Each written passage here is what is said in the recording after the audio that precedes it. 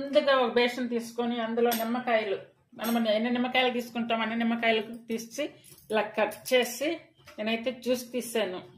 ఇలా అయితే ఇవి చిన్న చిన్న పీసెస్కి వీటిని కూడా కట్ చేసాను. ఇవి కూడా పచ్చడిలో కలపాలి. ఇవి సపరేట్గా అయితే పెట్టాను చూడండి.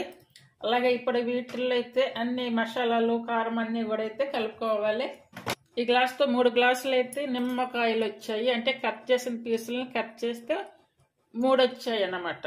ఇవి దీనికి కాపు భాగం అయితే నేను సాల్ట్ తీసుకొని ఇలా మిక్సీ పట్టుకున్నా. చూడండి సాల్ట్ ఎంత తీసుకున్నాను, కారం కూడా అంతే తీసుకొని ఇదంతా కూడా బాగా మిక్స్ చేసుకోవాలి. ఆవపిండి వచ్చి చూడండి ఫుల్ స్పూన్ తోటి అయితే నేను 2 స్పూన్లు వేసాను. మెంతి పౌడర్ వచ్చేసి 1 స్పూన్ వేసుకోవాలి. ఫుల్ స్పూన్ ఒకటి. ఇవన్నీ ఇదంతా బాగా మిక్స్ చేసుకున్నాక ఇలా కట్ చేసి పెట్టుకున్నాం కదా నిమ్మకాయ ముక్కలు, ఈ ముక్కలను కూడా ఇందులో వేసుకోవాలి.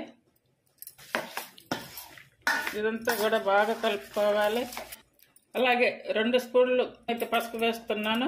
ముందుగానే తాలింపు కూడా రెడీ చేసి పెట్టుకున్నాను. ఈ తాలింపు పెట్టి బాగా చల్లారి పెట్టుకోవాలి. ఇప్పుడు ఈ పచ్చడిలో కలుపుకోవాలి. ఇప్పుడు ఈ తాలింపు అంతా ఇందులో వేసుకున్నాము కదా, ఇది ఎంత మంచిగా కలుపుకుంటే అంత మంచిగా కలపాలి. అప్పుడే మనకి ఈ నిమ్మకాయ ఈ మసాలాలు ఈ తాలింపు కారం అంతా కూడా బాగా పడుతుంది. చూడండి వెల్లుల్లి కూడా వేసుకోవాలి. ఇంతేనండి.